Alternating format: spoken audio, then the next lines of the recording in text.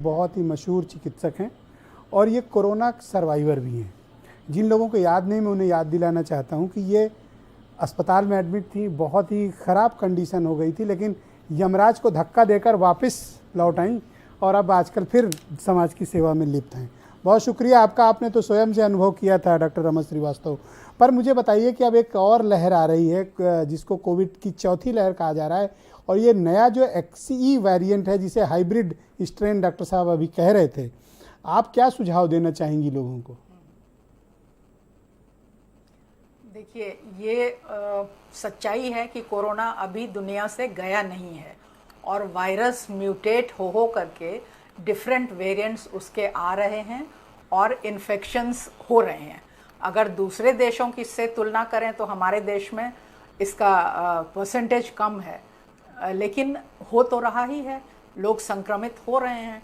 और ये XE variant जो है, ये इसकी संक्रमण की क्षमता ज़्यादा है, जैसे आपने भी बताया कि 10 टाइम्स ये ज़्यादा संक्रामक है।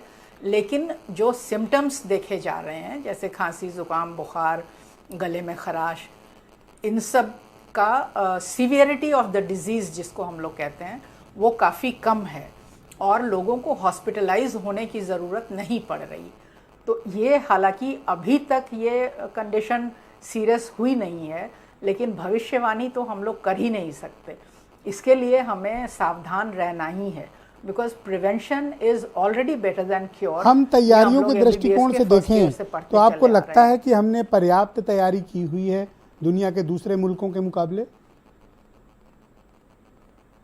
नहीं, अभी तक चौथी लहर के लिए हमारी तैयारी पर्याप्त नहीं है, न जनता की तरफ से और न अस्पतालों की तरफ से, क्योंकि पिछले 4-5 महीनों से ये लगातार हम लोग देख रहे हैं कि लोग 99.9% लोग बिल्कुल निश्चिंत हो गए हैं, एज इफ कि कोरोना एग्जिस्ट ही नहीं करता है, जो कि सच्चाई नहीं है।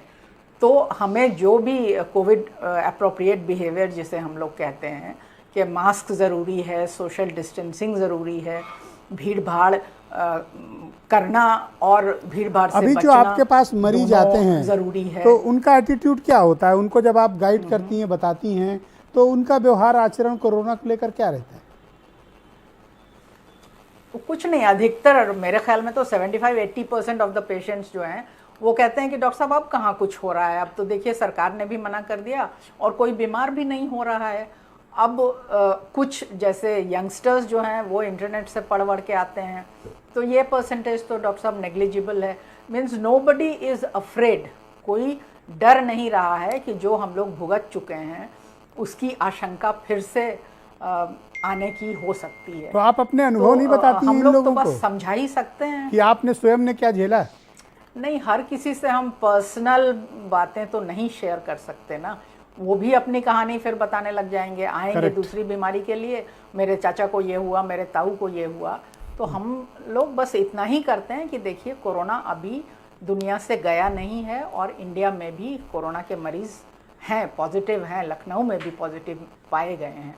तो इसलिए अगर आप लोग मास्क पहन के आते हैं, भीड़ भाड़, जैसे एक मरीज़ के साथ 8-10 लोग चले आते हैं, एक ने भी मास्क नहीं पहना हुआ होता है, अब स्टाफ ही हमारा परेशान हो जाता है ये समझाते समझाते कि भीड़ मत करिए, जो प्रोटोकॉल है उसको निभाइए। लेकिन आजकल कोई सुन नहीं रहा है, सच्चाई यही है। मैडम, मैं सजेस्ट कर रहा था कि जो मास्क न लगाए उस पेशेंट को आप मत देखिए, आज से ये कसम खा लीजिए।